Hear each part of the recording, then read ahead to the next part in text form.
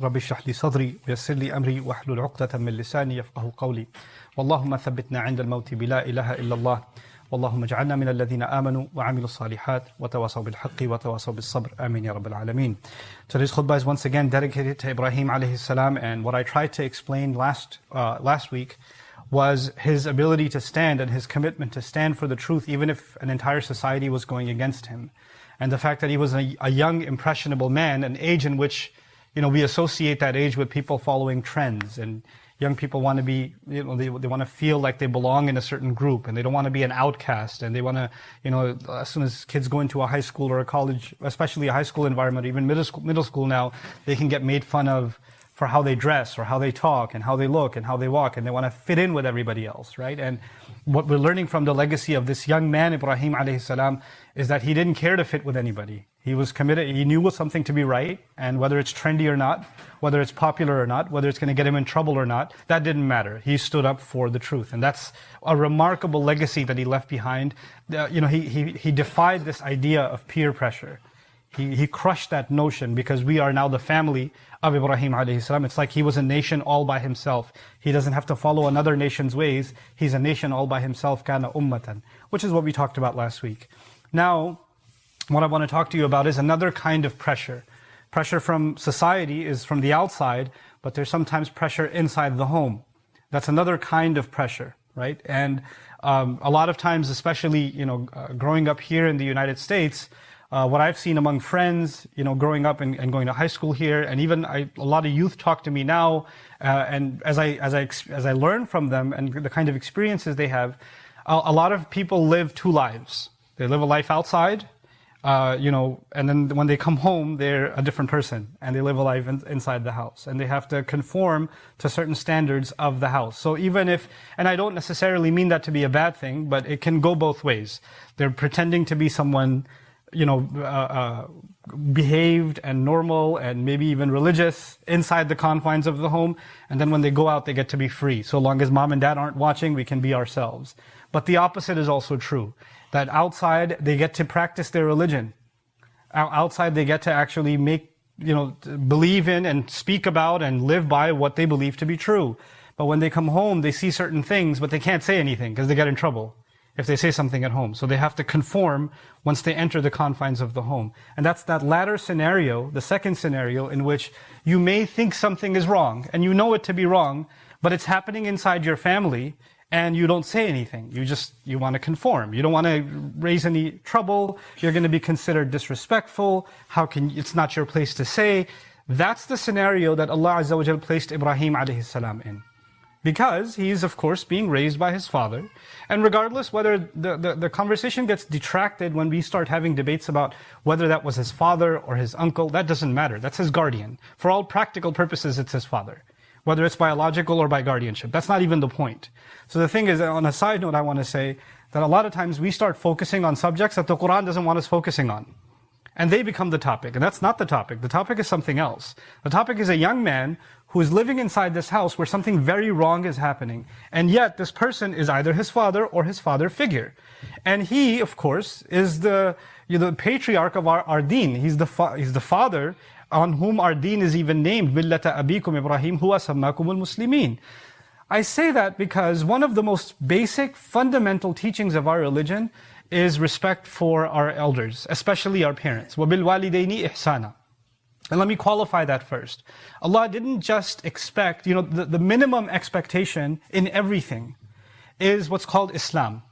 In other words, at least fulfill the minimum requirements and you'll be okay. At least do your 5 prayers. At least. That's a minimum requirement. At least give your zakah when you're eligible.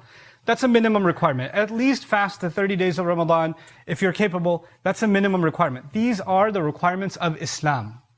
If you're capable of performing Hajj like so many are, may Allah accept it from them, that's a minimum requirement for those who are capable. But then if you can do your very, very best, like not the minimum, not the passing grade, but the very, very best, the A and the A+, that's called ihsan. That's not Islam, that is ihsan. But Allah, when it came to worshipping Him, He gave us a minimum standard of Islam. A minimum standard. And if you could do better, then good for you. But when it came to dealing with our parents, He set the minimum standard as ihsan. وَقَضَى رَبُّكَ أَلَّا تَعْبُدُوا إِلَّا إِيَّهُ. That's the minimum. Don't do shirk with Him. Don't worship anyone except Allah. That's the very least you can do with Allah. وَبِالْوَالِدَيْنِ ihsan. يعني على الأقل ihsan. At the very least, you have to do your best. There is no other requirement in this religion in which Allah makes you and me, expects from us our very best as the minimum you can do. Except with our parents. Except with our parents. And to take that even a step further, in Surah Al-An'am, Allah Azza wa Jal made a list of things that are haram.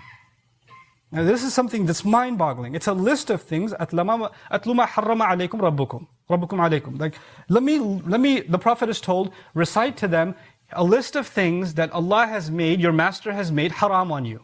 Forbidden things. As a list of prohibitions, not doing shirk and other things. And in that list, Allah mentions, remarkably, and be the very best to your parents. وَبِالْوَالِدَيْنِ إِحْسَانًا. In that ayah. Now that ayah isn't even about commands, it's about prohibitions. It's about things you're not supposed to do. So what's a command doing in the middle of don't, all these don'ts, and then one do? وَبِالْوَالِدَيْنِ ihsana. Why? That's a way of teaching that anything short of ihsan is actually falling under haram also. Anything short of that ihsan is also falling under haram. It's a remarkable thing that anything less than my very, very best is actually a serious sin before Allah when it comes to my parents. So I want to set that stage for you. This is not a new teaching. This is not something given to Rasulullah sallallahu alaihi wasallam. This has been Islam all along. And this is the Islam also of Ibrahimʿalayhi salam. And I wanted to qualify what we're going to learn about Ibrahimʿalayhi salam today with that first. That he knows and he understands better than we ever will what it means to have ihsan with your parents. What it means to be the very, very best you can be with your parents.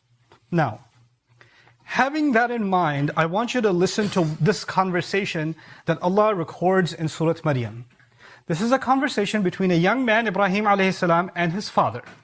Okay, and I'm going to read through this translation quickly. I'm going to recite the ayat and translate them in flow, just to give you an idea of what's happening between this father and son. So the son speaks. Ibrahimʿalayhi salam speaks. إِذْ قَالَ لِأَبِيهِ. When he said to his father, Ya abati, my beloved father. Abati, the ta in Abba, that's as opposed to Ya abi, it's Ya abati. Ta tushir ila al-hub. It indicates love. So he's actually lovingly speaking to his father, or even throwing in like, Dad, I love you, kind of thing. That ta is encapsulating all of that. So he didn't just say dad, or father, or my dad. But my dad, I love you, my beloved father. There's a cushioned beginning. And then what does he say? He says, لِمَ تَعْبُدُ مَا لَا يَسْمُعُ وَلَا يُبْصِرُ وَلَا يُغْنِي عَنْكَ شَيْئًا. Why do you worship what can't hear? Why do you worship what can't see? Why do you worship something that can't benefit you in any possible way? Ya abati inni qad ja'ani min al-ilmi ma lam ya'tik. My beloved father, Dad, I love you. Knowledge has come to me for sure that has never come to you. I know stuff you've never known. He's saying this to his father. A young man is saying this to his father. I know things you've never known. And he says, فَاتَّبِعْنِي أَهْدِكَ صِرَاطًا سَوِيًّا. Then you follow me. I'll guide you to a straight, even way. In other words, you're going on a crooked way. Let me straighten you out, Dad. You need to follow me. You need to be listening to me. Ya abati la ta'bud ash-shaytan. My beloved father, don't worship the devil. Don't worship the devil. Inna ash-shaytana kana lir-rahmani 'asiyya. No doubt the devil has always been an openly disobedient to Ar-Rahman, to the most merciful. Ya abati inni akhafu an yamassaka 'adhabun min ar-Rahman.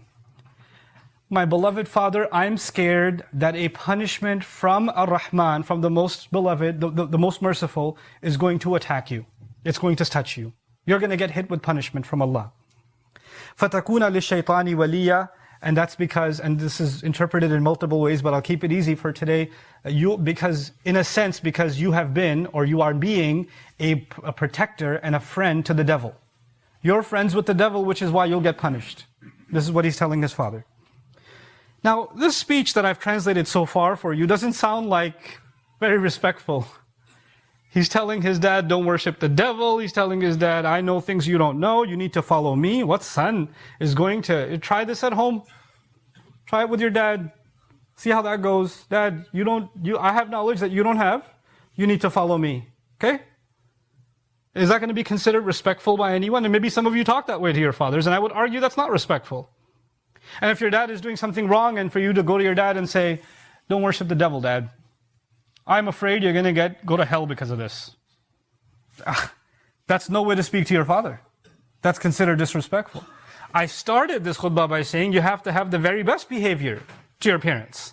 And now we're seeing what seems at face value something to the opposite of what we just learned. And that too, this behavior exhibited by Ibrahimʿalayhi. How do we reconcile these two things? It's an important lesson to understand. This is why I wanted to take time to highlight this khutbah, because we are in this situation often. Maybe you find yourself in a family situation. Maybe it has to do with your parents. Maybe it has to do with your mother. Maybe it has to do with your father. But maybe it has to do with other members of your family, other elders, people you're supposed to show respect towards. Maybe it's going on with a spouse. And you're not able to, and they're doing something wrong.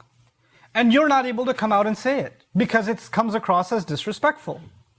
The thing you have to appreciate about the Quran is two things, and I hope that as you leave today's khutbah, you remember these two things. There is what you say, and there's how you say it. Those are two different things. What you say, and how you say it. Now, there's a way to say Assalamu alaikum. And you can say it with a smile, you can say it with a hug, you can say it respectfully, you can say it with a warm look on your face, and you can say Assalamu alaikum. And there's a way of saying the same words, which means still, peace be upon you, but you can say Assalamu alaikum. Same words. What you say is the same, but how you said it changed completely. Now, the thing is, just because you're saying the right words, just because you're speaking the truth, that's not actually the complete picture of communication. Communication is two things: what is said and how it is said. Those two things combined. The thing about this passage is a lot of times people read this and say, well, he spoke the truth, so we should speak the truth.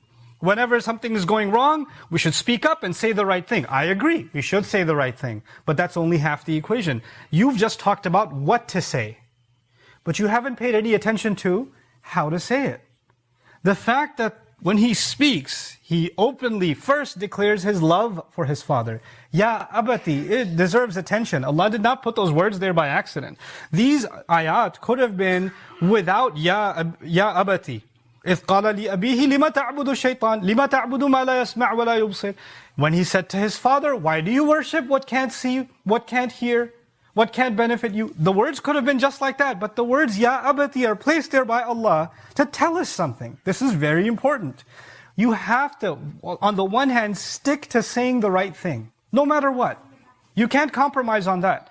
At the same time, you can't compromise on the love, the respect, the humble tone, the concern, the genuineness with which you communicate that message. So those two things have to stay like pillars in a building. You cannot move them. You cannot compromise one of them or the other. So let me first show you how we compromise these two and how Ibrahim didn't compromise these two. What do? We do things like this. On the one hand, you say, I want to be respectful. I don't want to be disrespectful. Therefore, I won't even speak the truth. So you want to hold on to being kind and respectful, meaning how to be. And as a result of holding on to how to speak, you compromise what to speak. You don't want to touch it. Or the other extreme, you know what? I'm going to speak the haqq. I heard the khutbah today, and I'm going to go do some amr bil ma'roof and nahi anil munkar on my mother or my father or whoever else. I'm going to command the good and forbid the evil. And then you want to hold on to speaking the truth, but you forget all about the tone, the attitude, the gesture with which, the body language even, the way your eyes are going to be, the way your face is going to be, the way you're going to seat yourself. You're not going to be standing when they're sitting down and pointing down at them. You're not going to be raising your voice. Quran doesn't just teach us what to say. There's so much of the Quran dedicated to how to speak. How to speak. The father is giving advice to his son, Luqman is giving advice to his son, and he says, وَغْضُضْ مِنْ صَوْتِكَ, keep your voice low. إِنَّ أَنْكَرَ الْأَصْوَاتِ لَصَوْتُ الْحَمِيرِ. The ugliest of the voices is the braying of a donkey. Why did he say that? Why is that in the Quran? Because it's not just about what to say, it's how to say it. Allah will highlight for the, you would think Allah, when He criticizes disbelievers, He only criticizes the way they, what they said and what they did. But Allah will say, ثُمَّ النَّظَرْ ثُمَّ عَبَسَ وَبَصَرْ ثُمَّ أَدْبَرَ وَاسْتَكْبَرْ. He stared, He frowned. Allah criticizes the facial expressions of a disbeliever. When they showed arrogance on their face. وَلَا تَقُلْ لَهُمَا أُفٍّ. Don't say uff to your parents. And uff in Arabic isn't just the words uff. It's angry look, the frustrated look. That's also uff. So on the one hand, we say, well, we have to be respectful, so we shouldn't say anything. And that means you hold on to how to be, but you compromise what to say. And on the other side, you say, you know what, I'm fired up today, I'm going to speak the truth. And you speak your truth, but you speak it in a very disrespectful way. And shaitan comes to both of these and says, on the one hand, to one group of people, shaitan comes and says, hey, you did a good job. You were respectful to your parents, you didn't say anything, and you shouldn't, because you have to be the best to your parents. Remember the first part of the khutbah, before you fell asleep? That part. That's the important part. You were good to your parents. And the other group, shaitan comes and says, hey, you spoke the truth, great job. You did some amr bil ma'roof today. You stood up for the truth. You followed the legacy of Ibrahim. Both of these are half the equation, and half of truth isn't the truth. And half of guidance isn't guidance. You have to hold on to both of these. And it's very, very difficult to do. And let me tell you why it's so difficult to do. First of all, it's very difficult to say something critical to those that we love. It's not easy. Especially to someone who's elder. Especially to someone who's sensitive. And there are people in our family that are very sensitive. You can imagine if you speak to them about certain sensitive things that they're doing wrong, some things that have to be brought up, they might get extremely angry. They might get extremely upset. They might even start crying. They might get, depressed. They might have very bad reactions. And you know them well enough to know that when you're going to say something, that you can already see how this is going to go. You can already see where this is heading. You're smart enough to know your family. So you know. And this is one of the things that's going to stop you from saying something. It's going to hold you back. This is, last week was about peer pressure. This is a different kind of pressure. To not stand by the truth. And it's not an easy thing to do that.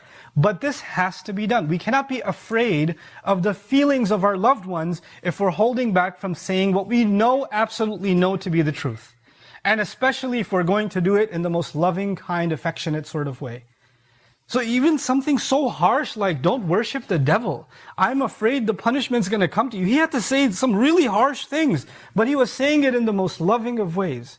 And that leads me to the next problem. Let's just say that after this khutbah, you've mustered up the courage and you're going to be someone who can take criticism, because it's not just about you giving criticism. Maybe you're the one who has a hard time taking criticism. Some of us may be in the position that Ibrahimʿalayhi found himself in, and some of us may be in the position that his father found himself in. We're not just going to compare ourselves to Ibrahimʿalayhi. Maybe we're the ones doing wrong. And maybe somebody's trying to tell us and we shut it down. We don't want to hear it. And we put them in their place. Or we get extremely offended. And we're not giving it an open ear at all. Maybe that's the case. So now, either way, what happens next? What happens next often is that the one you try to tell so lovingly, and I don't think any of us is going to be as capable and as sensitive and as delicate and as respectful and as loving as Ibrahim was when he spoke to his father. And even if you did your very, very best, that doesn't mean that the one you spoke to won't be hurt and won't be offended, won't get angry. That's not going to happen. It might even happen that you may have made, in your head, you made such a good argument, you made such a compelling case, you were so logical and so genuine and so sincere and so, moving in your words, but it seems that you were talking to a wall. There was no effect at all. Like they hear you and there's like they heard nothing.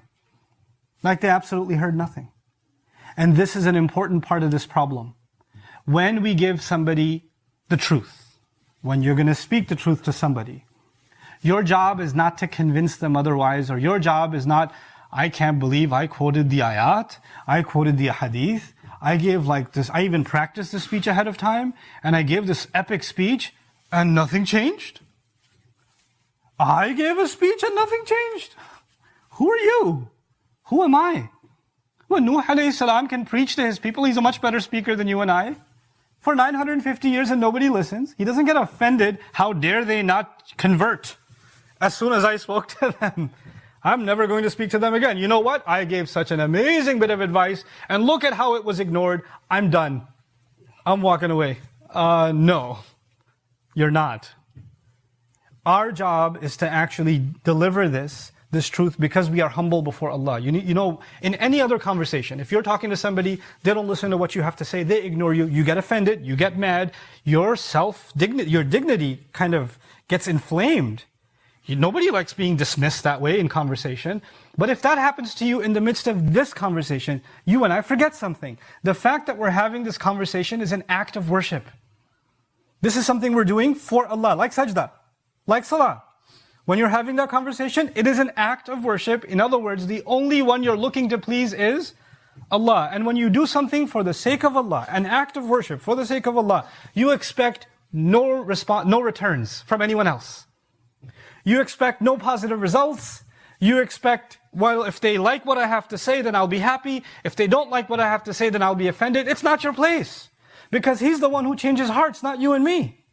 Our job is to be the most respectful, kind, and courteous we can be, and be as honest and genuine as we can be. But at the same time, our job is not to be offended when they don't hear what we have to say, or they dismiss, or they get angry at us like we've committed a crime. And some people are very good at that. When you speak the truth with them, they turn it around and turn it into your crime.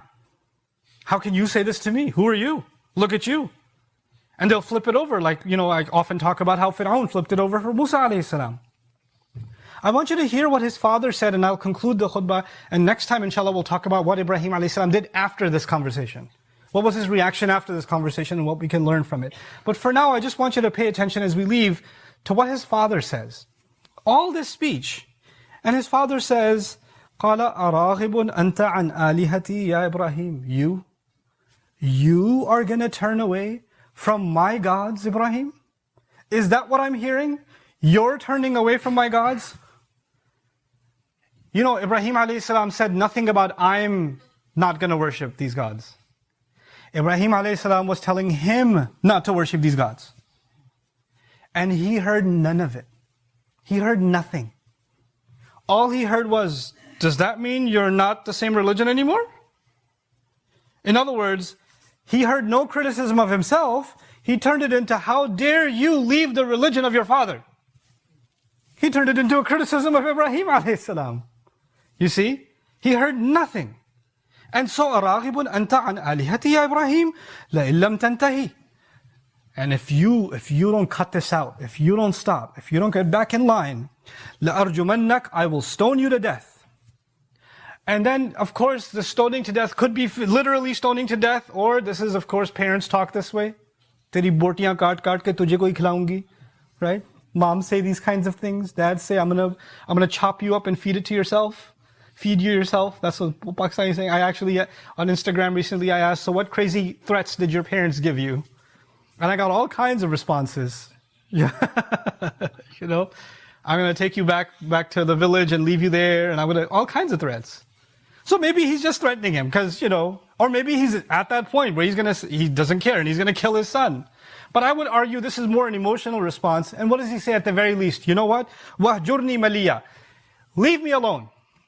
وَهْجُرْنِي Get away from me. Migrate away from me. And maliya means, طَالَ عُمْرُكَ طُولُ الْعُمْرِ Your whole life, I never want to see you again. Go away for a long time. Live the way you want. Live however, the maliya is a very loaded word. Live however you want, get lost, I don't want to see you again. In other words, the father does not want to have this conversation. He's shut every avenue of this conversation down. Ibrahimﷺ no longer has any opportunity to speak to his father again. The moment he approaches, he says, get away. Get away, I told you to get lost. You can't live here anymore. People misunderstand these ayat, and what do they think? Ibrahimﷺ spoke the truth. His dad said, I don't want to hear it. So he packed his bags. Therefore, I had a conversation with my father. He didn't want to hear it. That's when I moved out. That's why we don't talk anymore. No, it's when his father absolutely pushed him out of his life and said, I want nothing to do with you. Ibrahimﷺ is still there. He's still there, but he's not being given the opportunity to be there. He's being pushed away by his own father. That's when he basically decides to depart, and that's the part that we're going to talk about later. All of this I shared with you because I want you to recognize that those, and inshallah not all of you, but at least some of you may be going through struggles like these, maybe not with your parents, but with someone else in your family or friends. But when you go through a struggle like this one, know that you're not alone. This is not a situation that's just unique to you. It's never happened before. The best people before Allah were put in situations like these. And Allah mentioned those situations so we can learn something from them, so we can understand how to navigate those situations. There's no way that these situations will disappear. If it was possible for these situations to be erased, then it would have been erased for people like Ibrahimʿalayhi s-salām. So we just have to learn to deal with these situations and develop the guidance and the strength to be able to cope with them in a healthy way. May Allah Azza wa Jal give us the ability to extract guidance correctly from His book and to live by that guidance. May Allah Azza wa Jal reward us for the patience that we show towards one another and forgive the mistakes that we make, especially those towards Allah and those towards each other. Barakallahu.